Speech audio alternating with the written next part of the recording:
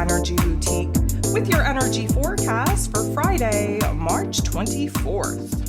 So we have the moon in Taurus all day. This provides us with a lot of grounding energy, very focused on our physical realm, our physical environment, our physical bodies, what it is that we want, need, and desire for physical nourishment, what our bodies are asking for.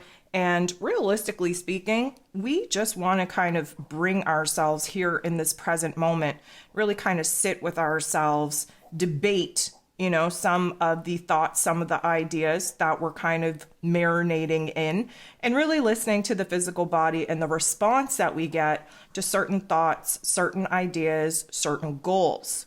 So it's going to provide us with, I'm going to say, a grounding energy for us to feel safe and secure and steady at the moment.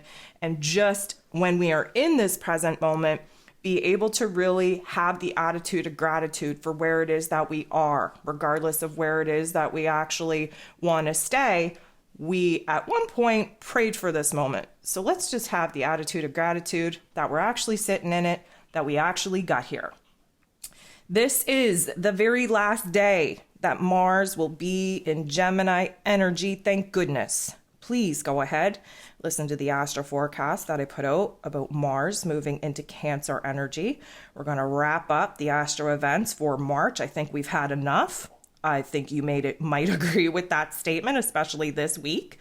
And with 8 different aspects here today, and all 8 of them involving the moon, this is officially a moon day. Lucky for us, it's in Taurus energy, bringing us a lot of pleasantries.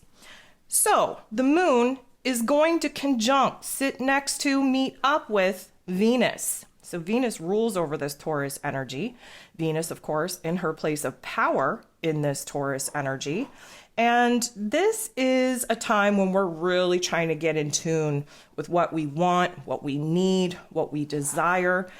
We're thinking about our worth, our value, our relationships, our routines, our money matters, our physical realm, and really getting in tune again with the physical body and how it is that we're feeling about the safety, security, stability of our lives or lack thereof. And this is going to reveal to us what it is that we need to build, what it is that we need to give birth to, what it is that we need to create in order to have safety, security, stability, happiness, joy, and pleasure on a daily. Because there's no point in setting one day out of the month for us to have fun, for us to enjoy ourselves, and to give ourselves all of the creature comforts. The moon will go ahead and semi-square Neptune.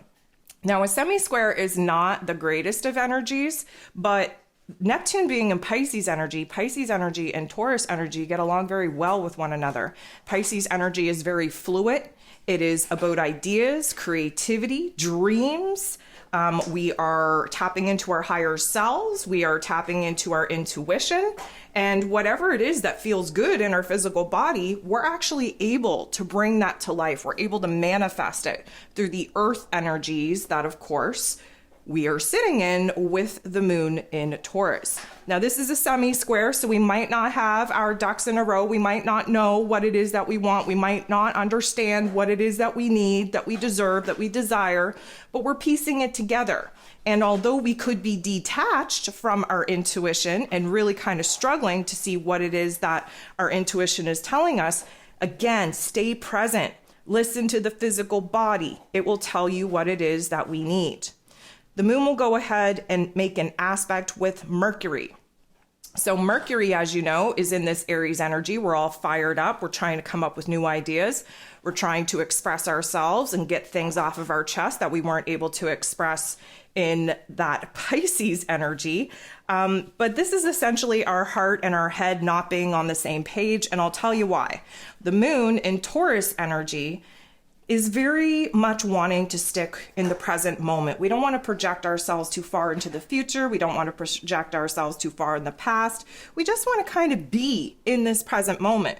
Well, Mercury, of course, in this Aries energy, fire energy, does not want to sit still at all. We want to come up with new ideas. We want to come up with a new vision, come up with new goals, come up with just anything that will get us out of this present moment and light a fire under our ass to take initiative, to take action, make things happen, and progress ourselves so freaking far into the future that we wouldn't even have a bearing, a footing, an awareness, if you will, on what it is that that present moment would even look like or even feel like. The moon will make a harmonious interaction with Saturn, the Lord of Karma, who of course is in this Pisces energy as well. Again, love the Taurus and Pisces energy working well with one another. Lucky for us, this is a positive interaction, which means that there's no negative Nancy, there's no Betty the Bully coming out with Saturn's appearance. Instead, we are recognizing what we have to build, what we have to create, where we have to be stronger and more disciplined in our lives in order to create routines, relationships, foundations in our lives that are strong enough to support the new chapters, the new ideas, the new dreams, the new vision that we are actually looking to build and manifest in our physical realms. The moon will semi-square with Mars. And as we talked about, Mars is at this final degrees of Gemini energy. Cannot wait for that shift to take place so that we can kind of get out of weighing the pros and cons about every freaking option, every freaking choice. You know, Mars being in that intellectual battlefield has just stunted our inspiration, stunted our motivation, mostly because we can't choose, we can't decide. There's too many things to pick from. The moon interacting with Mars in this way is a little bit of a conflict because the energy is scattered with Mars. It's high anxiety, high restlessness. We want to take action. We have no clue how to channel this energy. And of course, the moon in Taurus energy, wanting to be present, wanting to just kind of connect with the five senses. This can bring up a lot of anxiety, a lot of restlessness, a lot of irritation, a lot of frustration. And of course, that does not feel good. The moon will then make an interaction with Chiron, the wounded healer. Now, there is a little bit of a perspective here on where it is that we are still overly attached to some of the things that we know we have to disconnect from in order to create a new reality for ourselves. We are also realizing the amount of growth, the amount of healing that we've been able to do, but we're also kind of realizing where it is that we're being pushed to kind of confront some of the shadow realm elements that we've been doing a very good job on trying to ignore, trying to avoid. And this is essentially blocking us from moving forward. So there is going to be like an aha moment, a realization, if you will, on where it is that we are the problem. We're still in the way, and what we have to do within ourselves in order to remove those particular blockages. The moon in Taurus will come up to conjunct, sit next to, bump into Uranus, the Great Awakener, who of course is in Taurus energy as well. Basically, we're not going to want to stick with the same old. We really do have a want, need, and desire to change, to totally transform our lives, our realities, but we don't know what to do with it. So what can we do with it? We can start small. What are we starting small with? Our routines. Maybe you're going to clean the house in the opposite direction that you normally clean it. Maybe you're going to sit at a different spot at the table. Maybe you're going to fold your clothes in a different way and actually put them away in the same day instead of just letting them sit there. Whatever is your normal task, your normal chore, your normal routine, spice it up a little bit. Do something different. There is this overwhelming want, need, and desire for all of us right now to make major changes, not realizing that those great big changes depend on the smaller changes that we are willing to make in our day-to-day lives. So start with your tasks, start with your chores, spice them up, do something different, and see how it makes you feel. The last thing that we have here going on today is the moon interacting with Jupiter. Now I'm going to tell you, Jupiter is about growth, expansion, beliefs, abundance, blessings.